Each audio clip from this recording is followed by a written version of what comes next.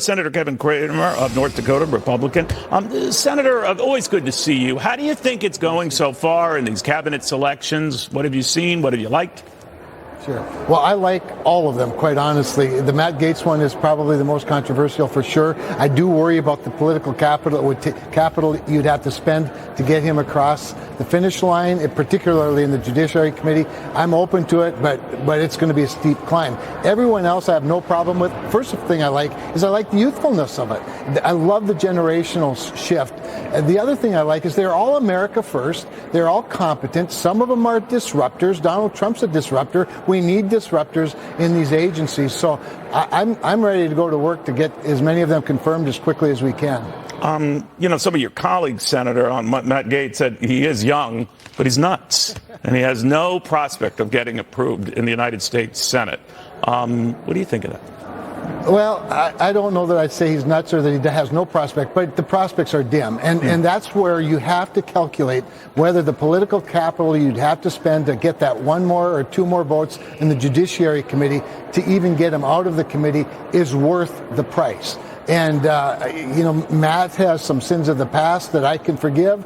I do think he was more than slightly disruptive when he was in the House of Representatives with Kevin McCarthy. And worse than disruptive, I just think it was downright, destructive, quite honestly. Another issue is if you take this up at a recess appointment and you don't have to go through all of this other stuff, someone like a Gaetz could get approved and Donald Trump's cabinet could be in place when he assumes office. Is that likely? Well, that is a possible tool. Previous presidents have used it. George W. Bush has used it. Sure. Barack Obama used it. But what you then end up with is a not very strong cabinet secretary. You have somebody who will always have that cloud of not being vetted, not having the advice and consent of the Senate, which the Constitution of the United States recommends quite strongly. So, again, there's a compromise in all of it. And if there's too much obstruction and the president feels he needs to go that route, you still have to get the House and the Senate to agree to a recess.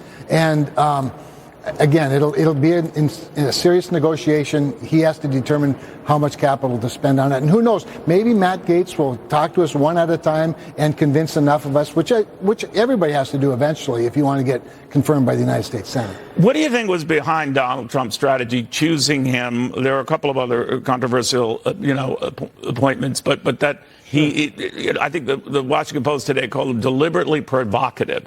The New York Times said deliberately in your face. What do you think?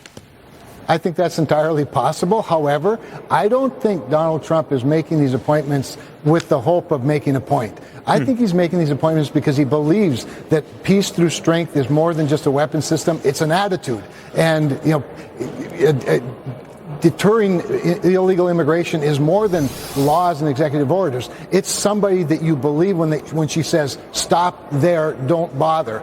I think they're serious. I think they're serious picks. I take them all seriously. I think Pete Hegseth, having a warrior as the Secretary of Defense, is a signal to every sailor, guardian, a soldier, airman, Marine, that somebody has their backs too. Now, you have to surround yourself with a whole bunch of really good managers and undersecretaries and deputy secretaries.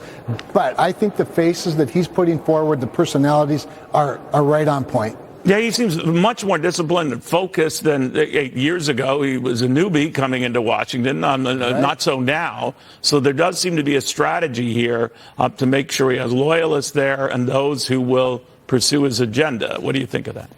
Well, I think we all learned a lesson from the first 2 years of the Trump administration, where I don't want to say we took our time, but there wasn't the sense of urgency that he has now. Of course, he only has 4 years. Obviously, that makes a difference. Sure. He has the experience of realizing, hey, not all of my people are my people. That matters. And by the way, in the long run, and I love what Vivek was saying earlier, the clip you played, there's a lot of work to be done to rein in this bureaucracy. And I would start with Supreme Court decisions that have already stripped away or at least announced that you don't have these authorities. And let's just cut all of those people that were supposed to do waters of the United States or clean power plants and all those things. And then I guarantee you, if you told every bureaucrat in Washington to get back to work, you would have a mass exodus because there's plenty of work out there for people who want to work from home. Neil. So I'm anxious to see all of that play out. The nice thing, Neil, is we can do both of these things. We can confirm people on the executive calendar while at the same time dealing with the other big economic issues that we can use budget reconciliation for, like improving and extending the Tax Cuts and Jobs Act. Fair enough. Senator, great catching up with you. Let's meet again soon. Kevin Cramer of North Dakota.